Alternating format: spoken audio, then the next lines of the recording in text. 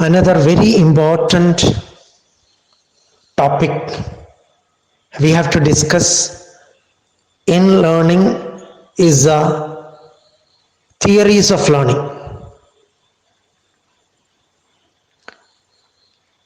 Prominently, there are three theories of learning. And the first theory is called classical conditioning. And classical conditioning was proposed by a Russian psychologist called Ivan Pavlov. And in classical conditioning, the essence of the theory is that a neutral stimulus is associated with a natural response. And in classical conditioning, an individual responds to some stimulus that would not ordinarily produce such a response. A neutral stimulus is conditioned in such a way to produce a response. And this experiment was conducted by Ivan Pavlov among dogs. Another learning theory is called operant conditioning. And operant conditioning was proposed by B.F. Skinner.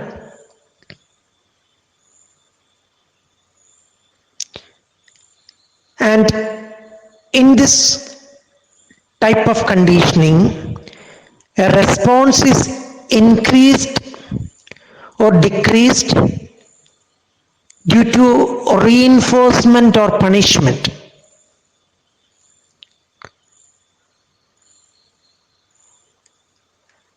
And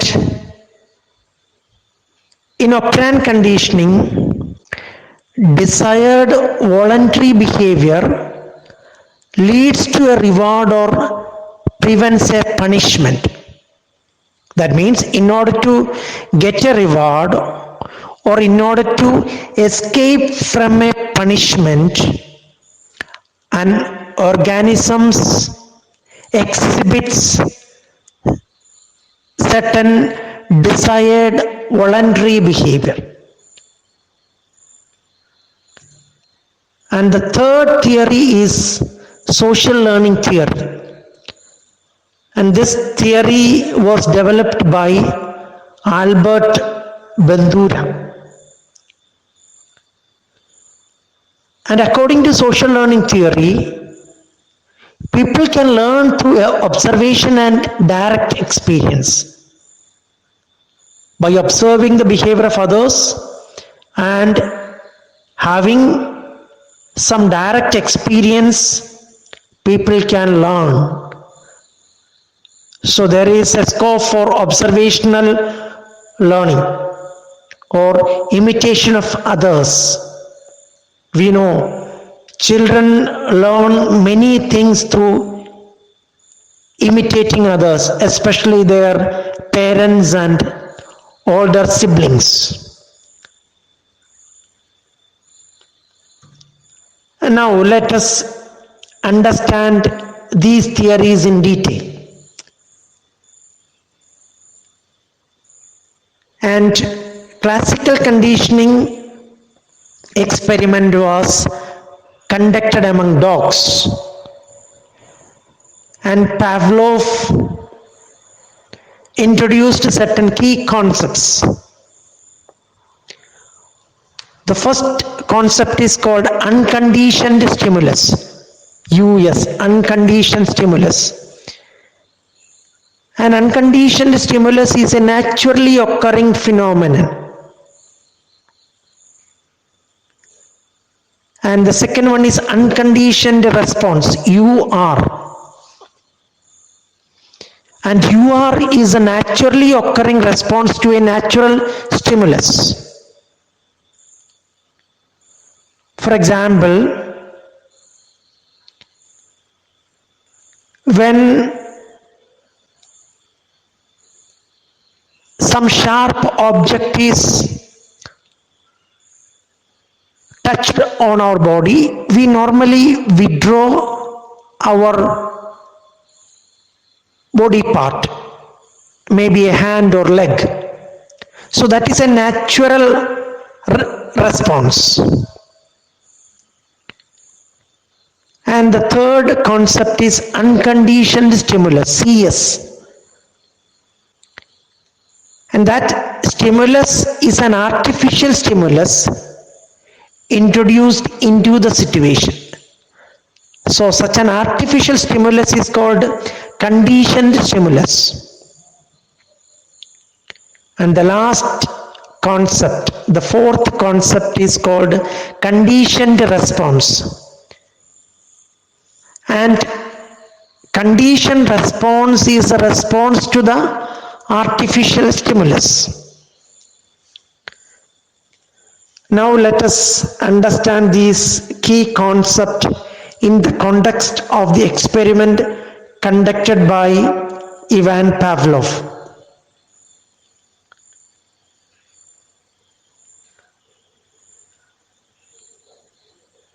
And in the experiment, there was a dog, there was some meat, and in between a bell, ringing of a bell was also introduced.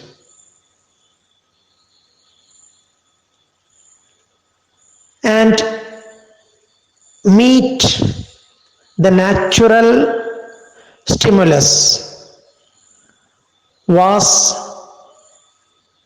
shown to a dog. It had a unconditioned response of salivation. We know when meat is shown to the dog, naturally it produces saliva, it salivates. So, unconditioned stimulus, unconditioned response. And in the second phase, a bell is rung and the dog did not have any response. So bell is a neutral stimulus, and that neutral stimulus of ringing of a bell did not produce any response in the dog. And in the third phase, the meat, unconditioned stimulus or natural stimulus, was combined with a ringing of the bell, and ringing of the bell is a conditioned stimulus in the third phase. When both meat and bell was combined together, the dog produced saliva, and that salivation is unconditioned response, a natural response, because meat is there. And by seeing the meat, the dog salivated. So the meat is an unconditioned stimulus, the bell is a conditioned stimulus, and salivation is a unconditioned response or natural response. Finally, in the fourth stage, the meat was removed. There were no meat products. Only the bell was rung. And in the fourth stage, the bell is a conditioned stimulus. And the dog salivated when it heard the ringing of the bell. and that salivation is a conditioned response, and the ringing of the bell without the meat is a conditioned stimulus. So conditioned stimulus, ringing of the bell, produced conditioned response, that is salivation.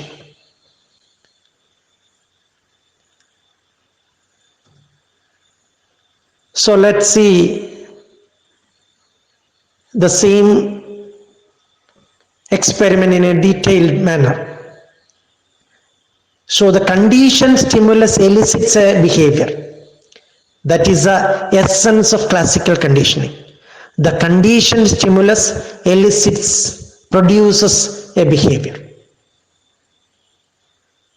So in the first phase before conditioning, food, the meat, which is unconditioned stimulus, was produced, and as a natural response or unconditioned response, the dog salivated. And in the second stage, a neutral stimulus, bell, was introduced into the experiment, and there was no salivation by the dog, so there is no conditioned response. And in the third phase during conditioning, the meat is combined with bell, and bell is a conditioned stimulus and food is unconditioned stimulus. And when both conditioned stimulus and unconditioned stimulus were combined, the dog salivated as an unconditioned response. Finally, after conditioning, when the conditioned stimulus, bell, was produced or bell was rung, the dog produced saliva, which is a conditioned response. So that is a classical conditioning experiment conducted by Ivan Pavlov. The key concept is that conditioned stimulus elicits a behavior.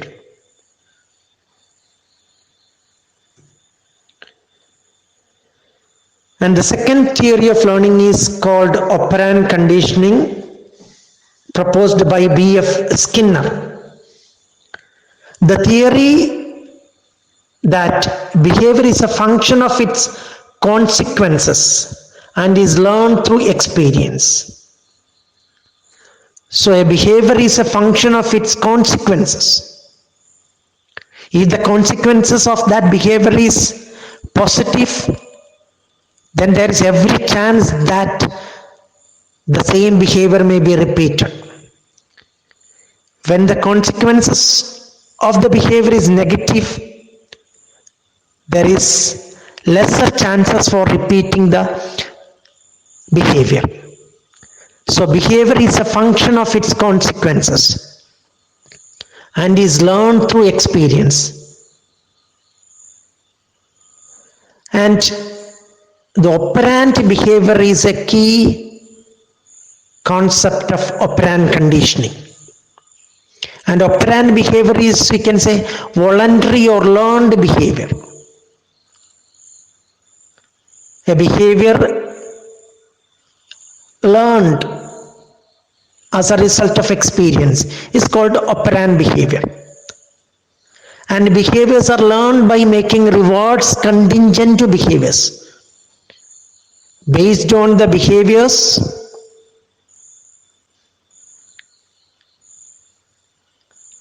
through rewards, certain behaviors are learned. Behaviors that are rewarded is likely to be repeated or positively reinforced. Rewarded behaviors are likely to be repeated. And the other side is that behavior that is punished or ignored is less likely to be repeated.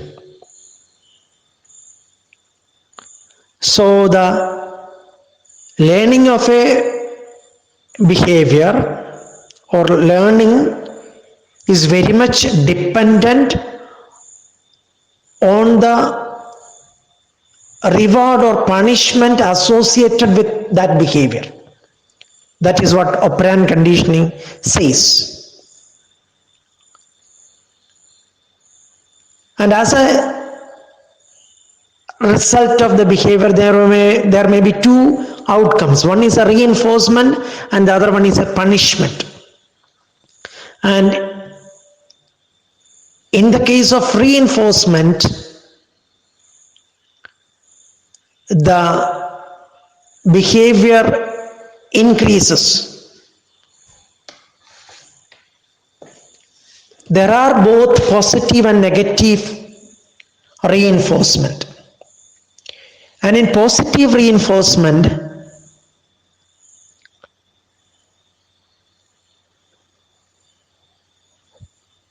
certain rewards are offered to repeat such behavior.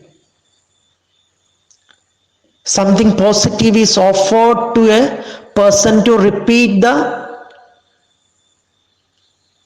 behavior. For example, suppose the father offers a candy for the child for doing something, some work in the family. So there, candy is offered for repeating such behavior. And in negative reinforcement, certain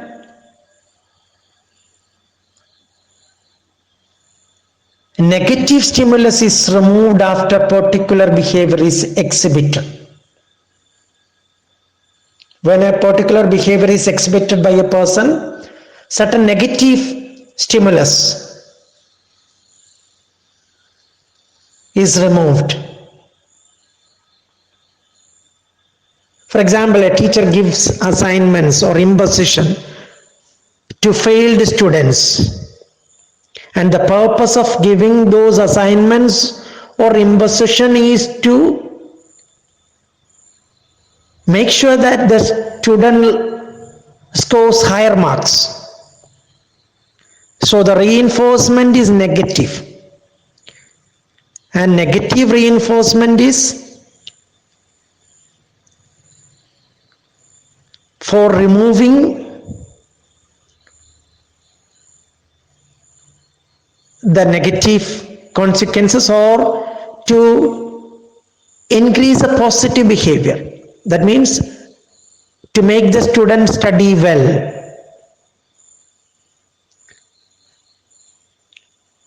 And when it comes to the punishment, there are both positive punishment and negative punishment. And in positive punishment,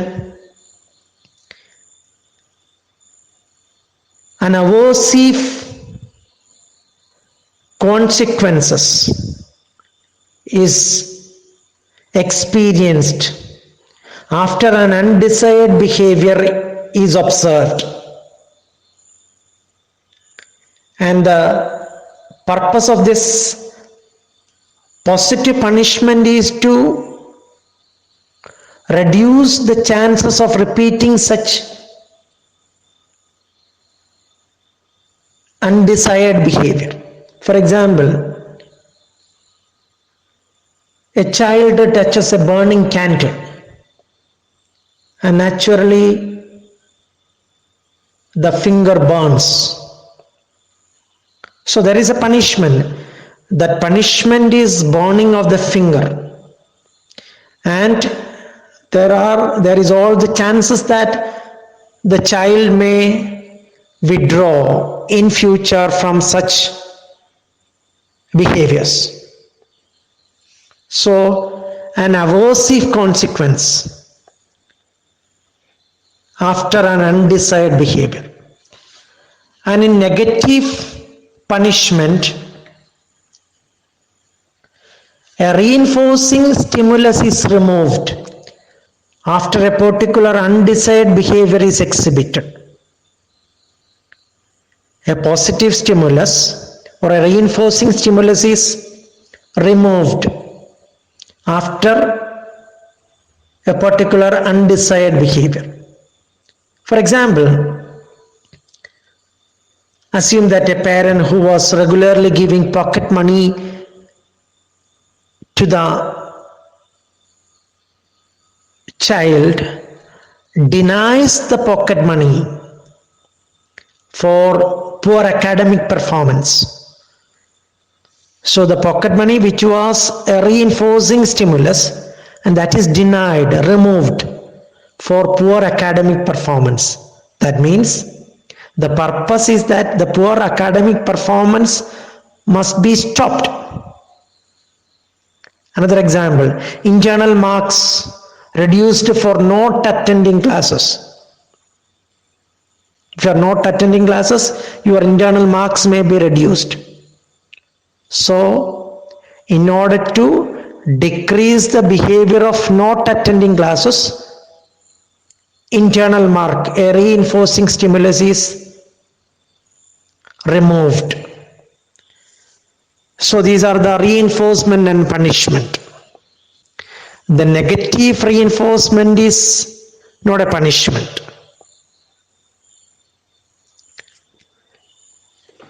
In negative reinforcement, certain stimulus is removed after particular behavior is exhibited.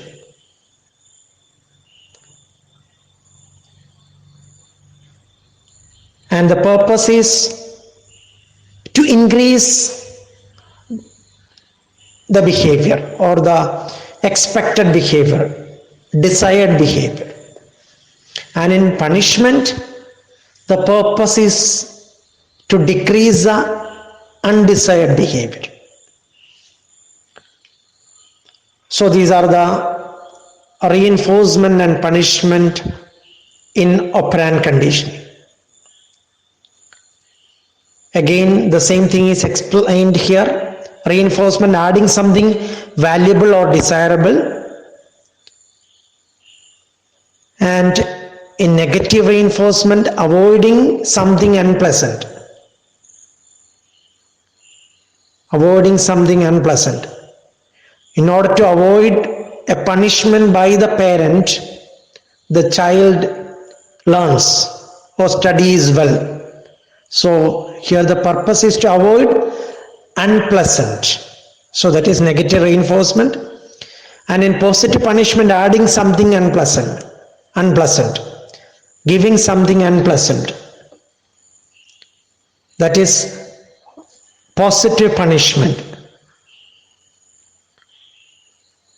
For example, if you are touching or a child is touching a burning candle, naturally the unpleasant experience of burning the hand or finger takes place. So giving something unpleasant, that is a positive punishment. And negative punishment is removing something valued or desired. The toy is taken away from the child. The child is not permitted to play if not having enough food. So something is removed which is considered a valuable thing or something that is desired by the person. So that is punishment. And the operant conditioning experiment was conducted by Skinner using a structure called a Skinner box. And in a Skinner box, it is a cage-like structure. A hungry rat was put in box with lever that would release food.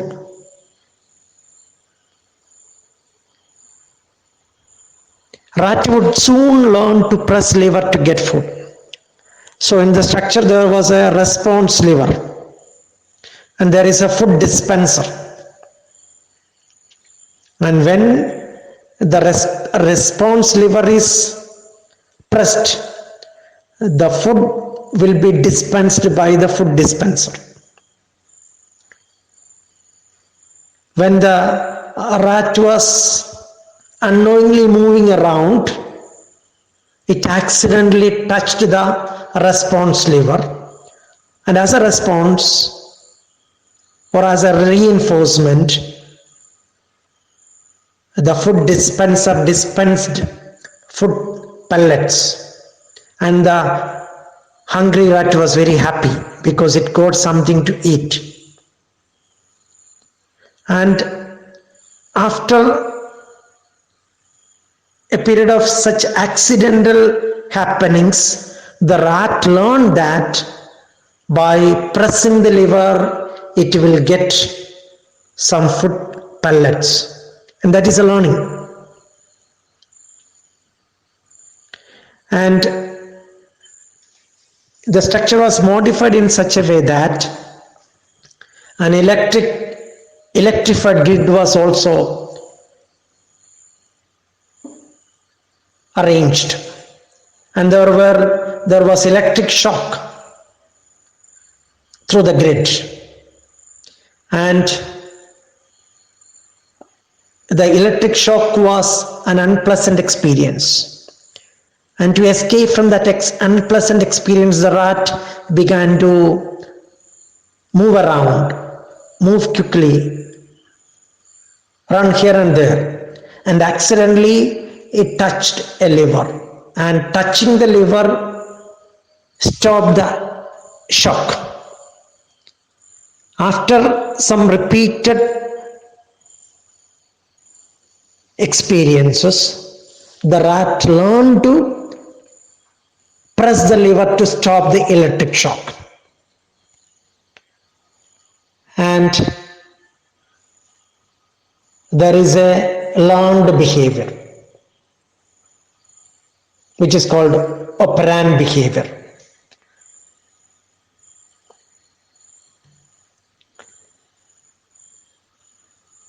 And B.F. Skinner's concept of behaviorism. According to B.F. Skinner, behavior follows stimuli in a relatively unthinking manner. Behavior follows stimuli in a relatively unthinking manner. And the key concepts, one is conditioned behavior. And conditioned behavior is a voluntary behavior that is learned, not reflexive. So the rat learns to press the lever in order to get food pellet or in order to escape from electric shock. Initially it was reflexive, but later, after undergoing repeated such experiments, the rat learned the behavior. So that is called conditioned behavior. And the other key concept is reinforcement, and that is the consequences of behavior which can increase or decrease the likelihood of behavior repetition. Suppose instead of getting food pellets, the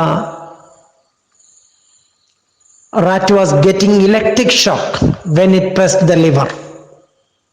Naturally, the rat would have avoided pressing the lever, because consequence of behavior which can increase or decrease the likelihood of behavior repetition. If it is positive or reinforcement, naturally the behavior may be repeated. If it is punishment, the chance of repeating the behavior is reduced. So conditioned behavior and reinforcement are the key concepts of Skinner's operant conditioning. And pleasing consequences increases likelihood of repetition. Already we have discussed that. And rewards are most effective immediately after performance. Giving a reward after a long period of gap between the performance, after the performance is not effective. Rather, rewards are more effective if they are provided immediately after performance. Unrewarded or punished behavior is likely to be repeated. Unlikely to be repeated, sorry. Unrewarded or punished behavior is unlikely to be repeated. Lesser chances for repeating such unrewarded or punished behavior. So these are the key concepts, other key concepts. And the third theory of learning is called social learning theory, proposed by Bandura. And it is based on the idea that people can also learn indirectly